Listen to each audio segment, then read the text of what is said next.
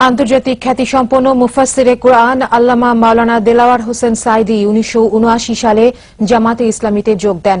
কর্মজীবনের দীর্ঘ ১২ বছর পর রাজনীতিতে আসেন তিনি। ১৯৯৬ ও ২০০১ সালে দুবার সংসদ সদস্য নির্বাচিত হন। বর্তমানে জামাতের নায়েবে আমিরের দায়িত্বে আছেন মাওলানা সাঈদী। তার জীবনকর্মের কিছুটা তুলে ধরছেন একরামুল হক সাইম। ১৯৪০ সালের ১ ফেব্রুয়ারি পিরোজপুরের সাইদখালী গ্রামে জন্ম নেন দেলাওয়ার হোসেন সাঈদী। পিতা মাওলানা ইউসুফ সাঈদীর প্রতিষ্ঠিত মাদ্রাসা থেকে প্রাথমিক শিক্ষা নেন তিনি। ১৯৬২তে সারসিনা মাদ্রাসা থেকে কামিল পাশ করেন। এরপর ভাষা, ধর্ম ও দর্শন সহ নানা বিষয়ে গবেষণাও করেন তিনি।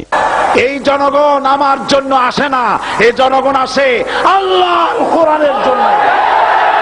১৯৬৭ থেকে দেশ বিদেশে কোরআনের দাওয়াতি কাজ শুরু করেন মাওলানা সাঈদী। এ কাজে তিনি ৫০টিরও বেশি দেশ ভ্রমণ করেন, চষে বেড়ান দেশের নানা প্রান্তে। বিড়ালের মতো ৫০০ বছর বেঁচে থাকার কোনো লাভ নাই, সিংহের মতো ১ ঘন্টা বাঁচতে চাই। এ পর্যন্ত তার লেখা ৭২টি বই প্রকাশিত হয়েছে।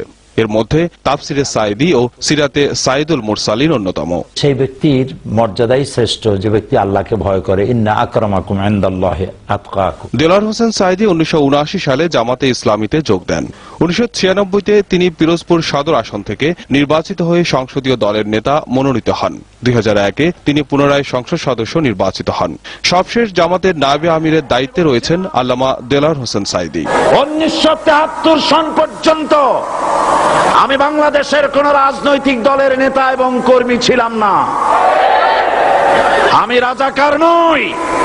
ধর্মীয় অনুভূতিতে আঘাত দেওয়ার অভিযোগে ২০১০ সালের ২৯শে জুন শাহজাহানপুরের শহীদবাগের বাসা থেকে গ্রেপ্তার হন তিনি। পরে তার বিরুদ্ধে ১৪টি মামলা দায়ের করা হয়। ৩ আগস্ট আন্তর্জাতিক অপরাধ ট্রাইব্যুনাল গ্রেপ্তারি পরোয়ানা জারি করলে মাওলানা সাঈদীকে ওই মামলায় আটক দেখানো হয়।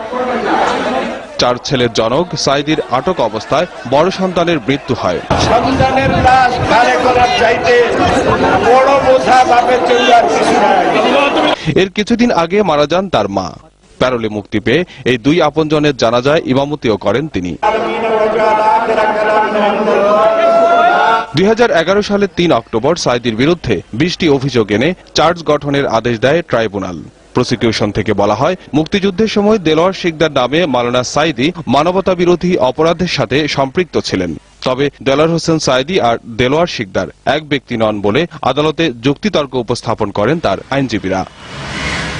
একরামুল হক সাইম,